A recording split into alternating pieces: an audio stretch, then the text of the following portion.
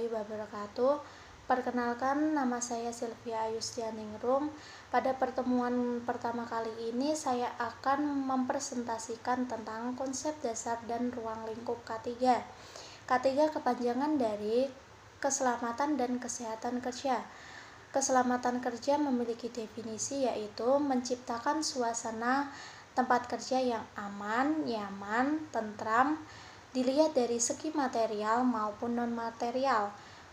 Kesehatan kerja yaitu suatu kondisi yang memungkinkan para pekerja memiliki kenyamanan saat bekerja, baik itu kesehatan jasmani maupun rohaninya.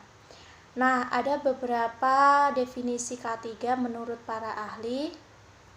Di antaranya 1. Menurut WHO, World Health Organization, K3 adalah suatu upaya yang bertujuan untuk meningkatkan dan memelihara derajat kesehatan fisik, mental, dan sosial yang setinggi-tingginya untuk para pekerja guna untuk pencegahan terhadap resiko penyakit.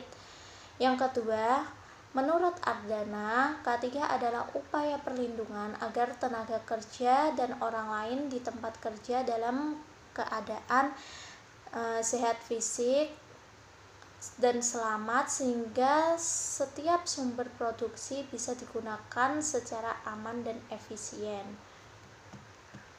Yang ketiga, menurut Widodo, K3 adalah bidang yang berhubungan dengan kesehatan, keselamatan, dan kesejahteraan manusia yang bekerja di sebuah instansi seperti kota-kota besar itu yang membangun perusahaan besar seperti halnya Jakarta. Yang keempat, menurut Hadiningrum, K3 adalah pengawasan terhadap sumber daya manusia, mesin, material, dan metode yang mencakup lingkungan kerja agar pekerja tidak mengalami kecelakaan. Ini adalah upaya preventif.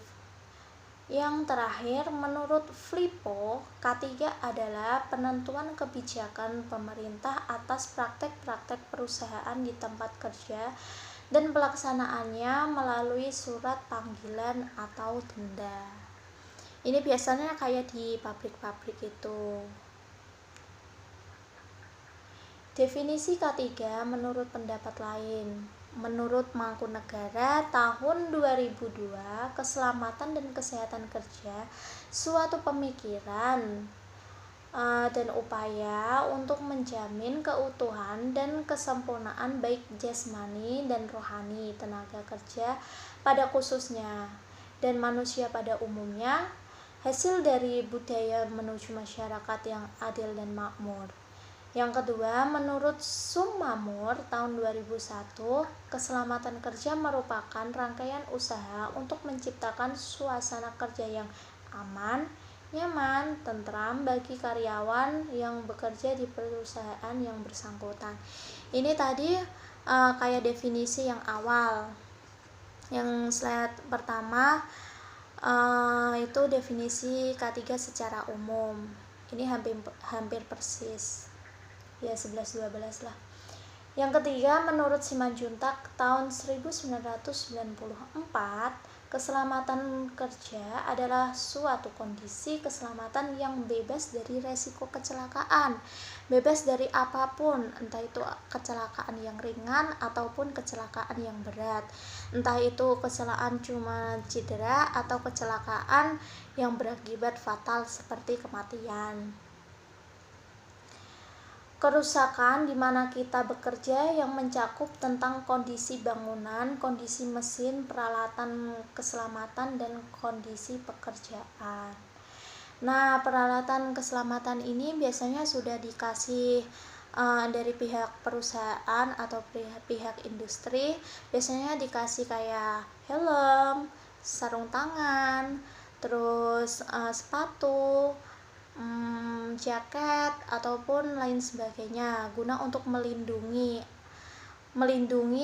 agar diri kita jauh dari hal-hal yang tidak diinginkan.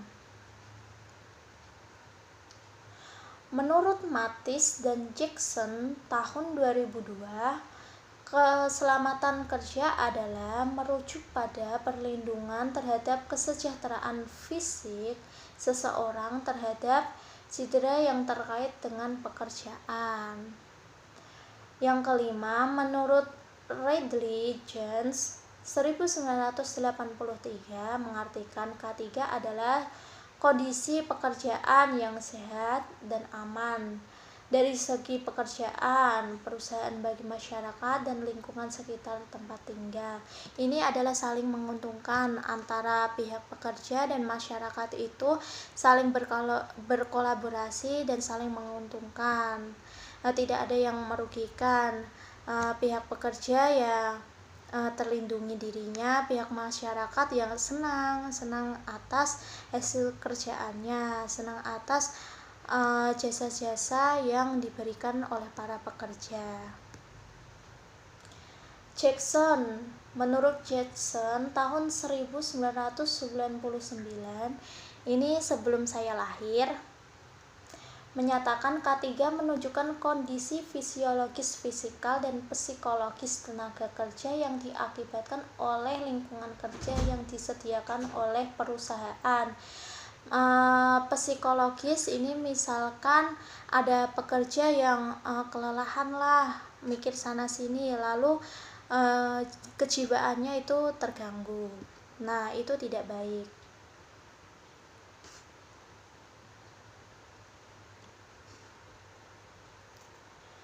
Usaha mencapai keselamatan kerja.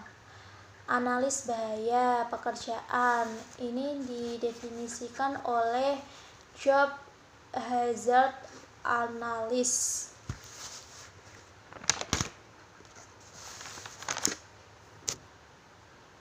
Suatu proses untuk mempelajari dan menganalisis jenis pekerjaan yang dilakukan dengan cara membagi pekerjaan sesama teman. Ini saling menguntungkan juga ya, antara teman yang satu, antara pihak pekerja yang satu dan pihak pekerja yang dua itu saling join pekerjaan guna untuk menghilangkan bahaya, misalkan bahaya kelelahan, kan biasanya jadi down kan, fisik kita jadi down, terus mental kita juga jadi down, pikiran amburadul, lalu biasanya kesehatan juga menurun. Terus yang kedua, risk management atau menjadwal. Ini bisa jadwal waktu, bisa jadwal tempat, bisa jadwal aktivitas berkaitan dengan program keselamatan di bawah penanganan hukum.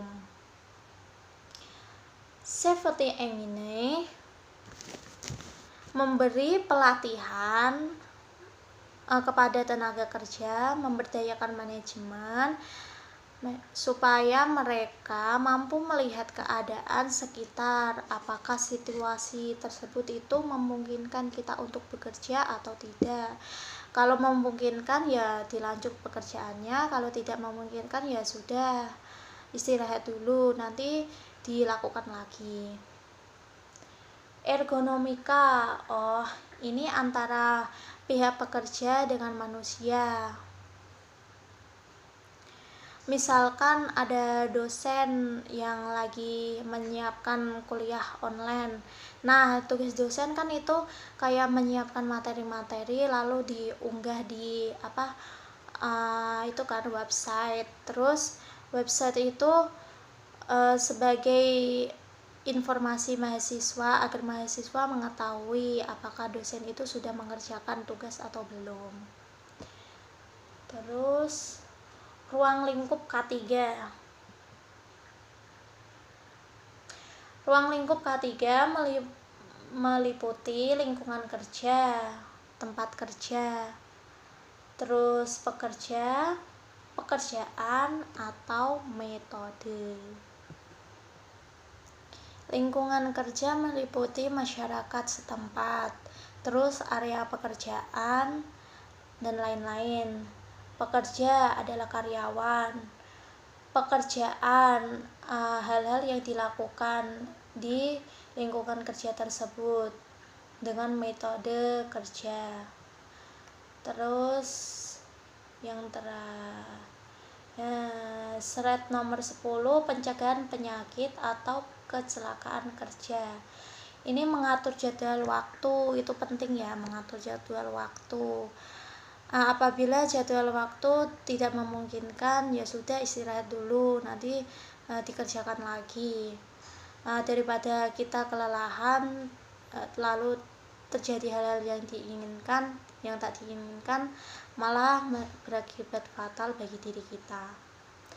Rolling atau menerapkan sistem shift. Nah, biasanya ini kan kalau shift pagi itu sampai sore, terus sore sampai malam. Nah, itu misalkan sistem shift. Hukum dasar K3 penentuan K3 berdasarkan pada undang-undang dan peraturan Menteri Tenaga Kerja. UU nomor 1 tahun 1970 menjelaskan tentang bersifat preventif, suatu pencegahan yang bertujuan untuk memberi perlindungan, di mana perlindungan ini para pekerja bisa melindungi diri dari bahaya apapun, entah itu di tempat kerja ada tamu, misalkan lagi melihat itu kondisi industri, kondisi pabrik, kondisi perusahaan. Nah, supaya tidak terjadi kecelakaan. UU nomor 21 tahun 2003 yaitu menjelaskan tentang ILO Convention ketenagakerjaan di laboratorium. Misalkan dari rumah sakit ada laboratoriumnya. UU nomor 13 tahun 2003 menjelaskan tentang ketenagakerjaan. Setiap orang mampu melakukan dan menghasilkan barang atau jasa. Nah, barang atau jasa ini guna untuk bisa dimanfaatkan untuk diri kita sendiri, bahkan bisa dimanfaatkan untuk orang lain. Terus yang keempat, Peraturan Menteri Tenaga Kerja RI nomor +5 MEN 1996. Ini menjelaskan tentang cara manajemen, cara mengatur aktivitas, cara mengatur waktu supaya tidak kelelahan atau bertabrakan dengan jadwal-jadwal antara kehidupan sehari-hari, antara kebutuhan seseorang sehari-hari, dan antara pekerjaan yang dilakukan seseorang sehari-hari tersebut. Sekian dan terima kasih, semoga bermanfaat. Wassalamualaikum warahmatullahi wabarakatuh.